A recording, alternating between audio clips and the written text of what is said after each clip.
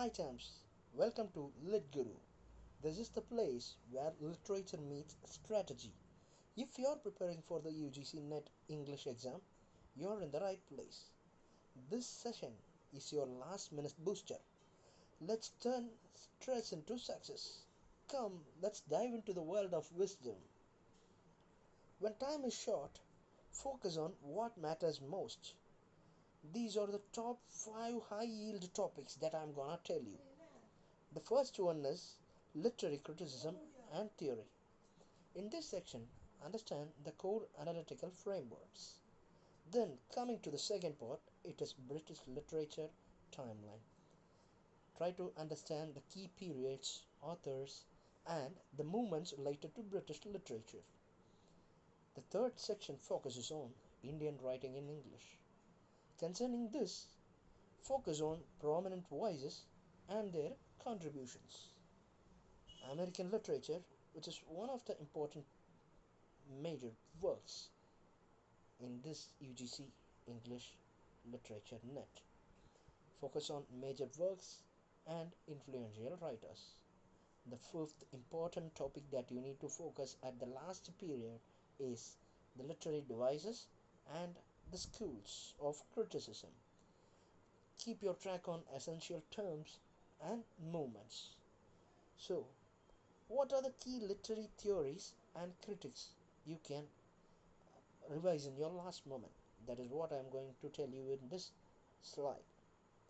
Mastering theory is a key.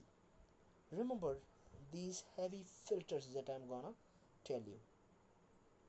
In the classical foundations, Aristotle, Dryden, and Eliot. Focus on these people for classical and modern criticism. Whether Aristotle and Dryden come in classical, neoclassical, and Eliot comes under modern criticism. Maybe you can call Eliot as the forerunner or the father of modern criticism. Right. Then focus on Derrida, his theory deconstruction. Judith Butler for gender studies and Michel Foucault for power and discourse analysis. So these are the things that you need to focus at the last minute for your UGC NET English literature. Then British literature timeline. How can you revise the British literature? That is, the timeline is very important because you can expect at least 20 questions from this area, that is British literature. So what are the things that you can focus on British literature? Well, I'm gonna tell you. Focus on early beginnings, that is Chaucer and his contemporaries, maybe Langland and other fellows. Who are they? What are their contributions? So knowing all these things will definitely help you to at least eliminate some of the options that you may not know the exact answer for. So then, coming to the Renaissance and the later periods, it is Shakespeare undoubtedly that you need to focus on his works, particularly his dark tragedies. Then, yeah, of course, you need to go over with the sonnets and other plays, his portfolios, so everything that you need to focus on. Then, Milton, of course, a legend that you need to focus on, his Paradise Lost. Definitely, you can expect a question from Milton's Paradise Lost, or maybe some other works of Milton. So focus on Milton's book 9, Paradise Lost, which would be an added advantage. Just revise.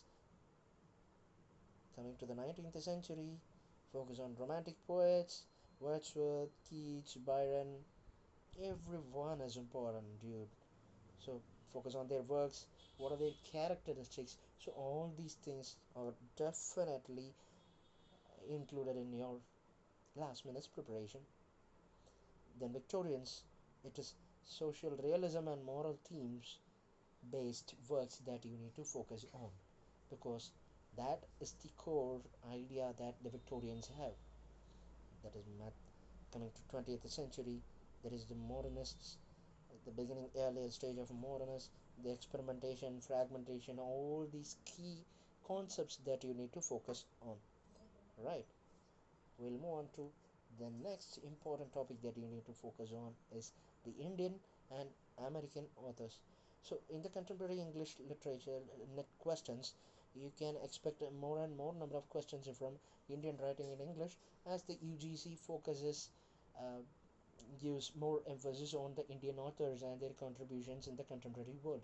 So it is essential to keep a track of the important authors from Indian English literature, be it Rabindranath Tagore, Kamala Das, Arundhati Roy, or R.K. Narayan, the trio that we have in the earlier period, that is in the post-independent era. So all these things that you need to focus when it comes to Indian writing in English. Then coming to American literature, you need to know the forefathers of American literature and the periods that they belong to. Definitely I'll be giving you a short video for American literature in the near future, so stay tuned. Please subscribe the bell button so that you will be notified when I'm gonna update something. Right. See, Arthur Miller, Emily Dickinson, Walt Whitman, all these are important writers. So focus on all these, revise their works. What are their unique with? So the focus on these people, because many questions are asked from these people. So then we'll move on to the next topic. That is, I'll give you a strategy which helps you to prepare at last. First, you need to strategize your revision. Revision is the key for success. Even if you have prepared a long way, it is the revision that helps you know what are the ways, what are the obstacles that you have crossed so far. So revision is the key for success that I would suggest you to follow always. Prioritize the essentials. Do not go for everything, just prioritize the essential at the last moment. That is, you can focus on theories, the timelines, and other real works. Why I'm asking you to focus on these works? Because for the past few years UGC has been focusing on the chronological order of the authors that we have. That is, the NTA's focuses on the chronological order. So skim quick wins like MCQs and glossary terms, though these may help you crack a few questions at the last minute. Skip obscure journals and rarely asked tests, because they won't help at the last moment. Okay,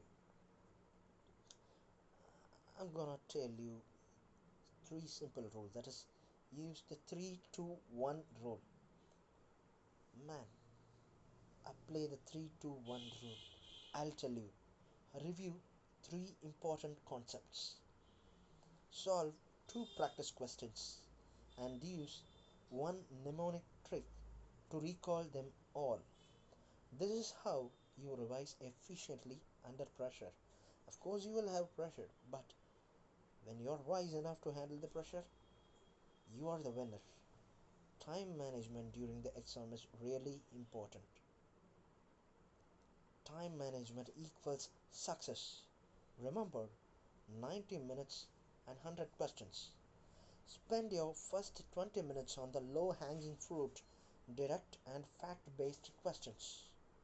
The next 40 minutes go to theory and reading comprehension, where you can definitely score center marks. Leave the tricky question ones for the final 30 minutes so that your time will be managed efficiently. Finally, your mindset is par. Stay calm. Your preparation is already powerful. Now it's about your mindset. Panic leads to mistakes. Stay calm, focused, and confident. Even if you're unsure, make educated guesses and move on.